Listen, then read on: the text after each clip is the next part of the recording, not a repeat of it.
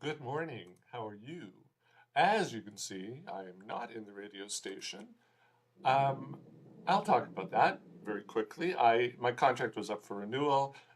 Aside from the crap money they were paying me, there were a lot of other conditions they were putting. For example, the biggest one is they didn't want me to do these anymore, and so there was a lot of issues. I said, okay, forget it. I'm not signing the contract. Bye bye. So that's all I'm going to say about that. So these are still going to go on. They're from my beautiful home office.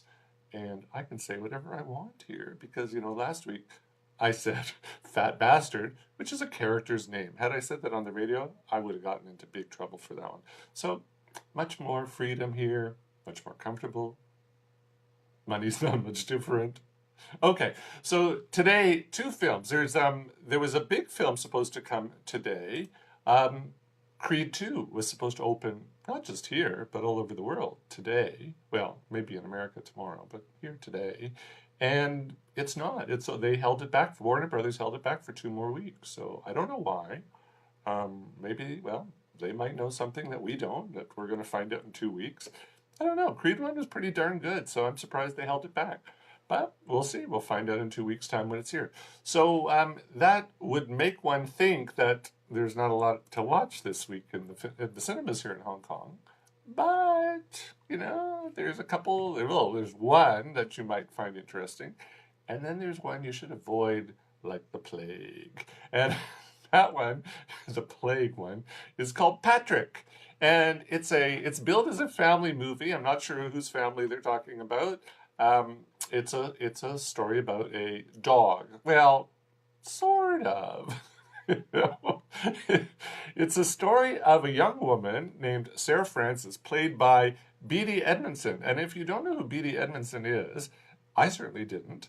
But she's the daughter of Jennifer Saunders of AbFab and Absolutely Fabulous. And her father is Ade Edmonston, who's a very famous British actor, writer, musician, comedian, television presenter, director.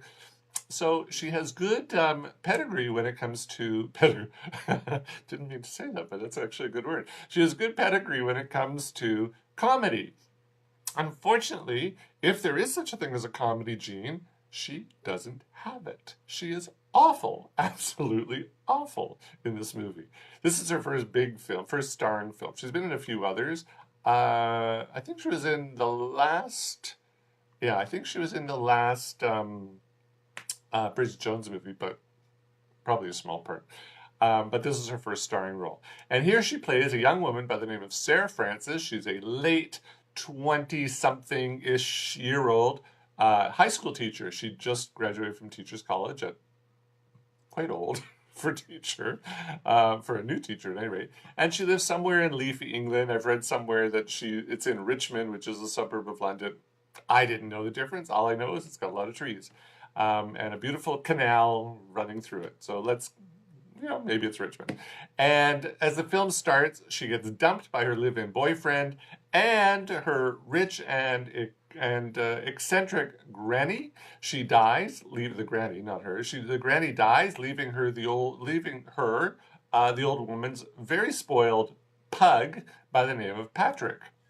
And not surprisingly, Sarah's life gets turned upside down by this dog as she tries to balance being a responsible pet owner, managing her new job in a new school, and living in a very upscale building for somebody who makes next to nothing that doesn't allow pets. Now, but you know what? She's sweet. The dog, or not the dog, Sarah. She's sweet. She's lovable, or we're supposed to believe that she's sweet. She's lovable. She's klutzy, and she endures meeting a very handsome veteran played by Ed Skrein. We don't know his name. Well, we know Ed's name, but we don't know the veteran's name. And a lovable but equally nameless fellow dog owner played by Tom Bennett. And set against the backdrop of a 5K fun run for charity, Sarah presses on against all odds, determined to succeed at love and at life. So that's what the story's about. Now, I have to say, I started out by saying she's awful. The film's horrible. This is a perfect example of lazy screenwriting and incompetent direction. And those who can't do criticize. So okay, here the blame for this monstrosity falls on writer-director Mandy Fletcher, who directed absolutely fabulous the movie. So she has experience with Mother, Jennifer Saunders. And although she did have help in the writing department from two other colleagues who have no experience in the writing department, at least not, productive experience that we know of. But here's the issue with the story. Sarah is like a sexless Bridget Jones. She's honestly. And Scrane and Bennett are her co-neutered Daniel Cleaver and Mark Darcy, respectively. This is Bridget Jones without the sex, without the language, without the fun, without the comedy, and adding in a dog. That's what this film is. This is lazy, lazy, lazy screenwriting. And, unlike, as I said, she has, unlike Renee Zellweger, Beatty Edmonston has no comic timing whatsoever. It's truly painful to watch her mug her way through this horrible disaster of a film. And in one scene where she's running with the dog on a trail, she stumbles into the brush, and it's done so ineptly that, I for one, I wish she would just stay on the trail. I was saying to the people next to me, anyway, run, Patrick, run, get away from this horrible person, get out of this movie. It's awful, awful, awful. And, you can do so much better than her, Patrick. So, you know what, maybe the film is meant for 7-year-olds, but if so, the director and her cohorts have severely underestimated these children's intelligence. This is just horrible. And to add to the viewing discomfort, Jennifer Saunders is also in it. She plays a home ec teacher who is always bringing in some homemade treats to the other teachers in school for them to nush on during their break. And like her nameless character, everybody's nameless except for Beatty and a couple other people. All the other major players here are nameless. Like, how hard is it to give people names? So like her nameless character, Saunders comes across as desperate to please. Maybe she knew what a horrible film this was. She's trying to, put her own, spin in it to make it more light. Horrible, horrible. The only thing I could think that would make this film any worse is if Patrick spoke, even in voiceover. That would just be the icing on the cake. So Patrick is one of the worst movies to come out this year. I think watching flies settle on a piece of pile, on a steaming pile of shit. I can say shit now. That would be a better use of your time. So, you know what? Do not see this film. Do not take your 7-year-old to see this film unless you're really a masochist. Just awful, awful film. Really awful film. Now, as for the other film that's out today in Hong Kong, this is very strange. This is a, you know what, if you like zombie films, maybe you're going to like this. I think you will like this film if you like zombie films. If you like zombie Nazi films, this one's right up your alley. It's called Overlord, and it's the highly anticipated film from producer J.J. Abrams. This is apparently the story was his idea. And he produced it. It's directed by, I didn't write down the guy's name, James Avery, I want to say, who's Australian. His last name is Avery, he's Australian. I think his name is James Avery. I don't remember what else he's directed, nothing that I've ever seen at any rate. Now, in Overlord, it's just a few hours before Allied forces launch their D-Day assault on the Nazis in occupied France, and a team of paratroopers, American paratroopers, is sent to a small town in Normandy on a mission to destroy a communications tower that the Germans have constructed inside the town's church.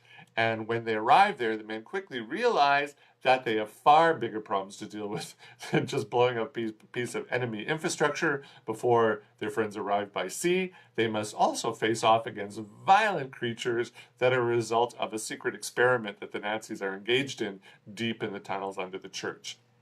Now, I read a review yesterday that I think it was in The Guardian. The critic hated this film, and because he said, look, there really were Nazi experiments, on Jews, on twins, on gay people, and this film makes light of that. You know what? Look, I didn't have a problem with this in terms of the experiments, but okay, I see his point. Whatever, take it for what it is. Now, back to the film. As I said, if you're a fan of the zombie genre, you will love this film, full stop. I'm not a fan of the zombie genre. I saw the very first episode of Walking Dead, and I said, this is not my thing. I don't like this. So, you know what? But I have to say, for what this is a fairly enjoyable film. I came out of this going, I almost like this film.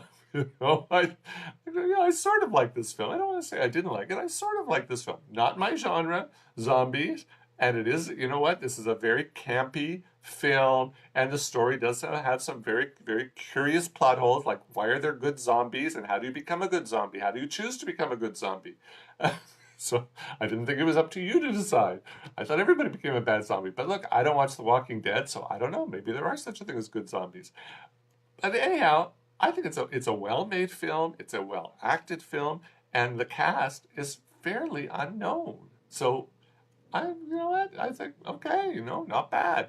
And the first 20 minutes of this film is high adrenaline intensity as the paratroopers prepare themselves for their dangerous mission. And it's very evident that Abrams' hands were all over this sequence because this has, very impressive CGI, exploding planes, crashing planes, and this is what. Sorry for the bouncing there. Somebody just sent me a text, and I just touched my phone. So J.J. Abrams' thing is plane crashes, right? It's like TV show Lost, Star Trek. He likes planes crashing. So of course this one's got planes crashing as well.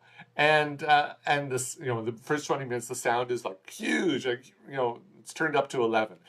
I said the first 20 minutes was really good. And, you're sitting on the edge of your seat thinking, how's this going to play out?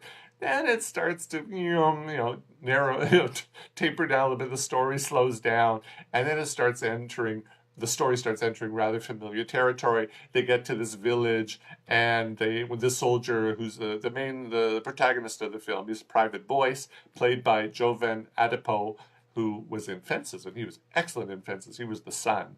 And Fences, I don't think ever came to Hong Kong. But a great movie if you haven't seen it. So he plays the main protagonist. So he gets to the village and he speaks French because his I remember grandmother was from Haiti, so he speaks French, and so he meets this young woman. And she decides to help them out on their mission. So the film starts getting into very familiar territory. And as the film goes on, as the story continues, there's a series of jump scares as he's trying to figure out what's really going on in this town. And then the story the tension ratchets up again when the men are discovered by Nazi officer Waffner, played by Pilu Asbæk. He's the Danish actor. He was in Game of Thrones. He was what was his name? One of the Greyjoy. He's the Greyjoy who took away the crown from Alfie Allen's character. So he's like Alfie Allen's half brother on Game of Thrones. And he was in Ben-Hur. He was in Ghost in the Shell. He was very good in Ghost in the Shell. So he plays Waffner, and he stops at nothing to ensure that the team is neutralized before it can carry out its mission. So, all right, not bad. It's a little bit predictable. It's very predictable because you know what's going to happen at the end. But the acting is done very well. It also stars a fellow by the name of Wyatt Russell, who I thought, as I'm watching this film, I'm thinking he looks like the oldest kid from Home Improvement. But it turns out he's Kurt Russell and Goldie Hawn's son. And afterwards, when I realized that, yeah, he looks like Kurt Russell and Goldie. He looks like a combination. He looks like a blonde Kurt Russell. So yeah, and so he plays their commanding officer and the explosive expert Corporal Ford. And he's sort of the resident muscle, and he takes on Asbæk's juiced up ultimate Nazi character. And, there's lots of fighting between these two characters. So physical fighting. Yeah, okay. I liked it. It's, what, I don't know. This is not going to win any big film awards. It might have won a couple, film festival awards, like midnight sort of screenings. I don't know. I didn't check it out. It's not going to win anything big. It won't win any technical awards. It won't win any acting or directing or producing awards. But if you're looking for a couple hours of mindless entertainment with a few scares thrown in, you could do far worse than Overlord. I gotta say, I'm surprised because I thought I was going to hate this film, and people here asking me about it, and, everybody here is very skeptical, and I'm going, I was really surprised. I didn't love the film, but I didn't hate the film. and it is what it is. If you're a zombie, as I said, if you love zombie films, you're gonna love it. If you don't love zombie films, but you want to have a few scares, check it out. It's not bad, you know. And considering we don't have Creed 2 for another 2 weeks, that's all you're gonna get, kids. So that's what's happening this week in Hong Kong. See you next week from the home office. Bye.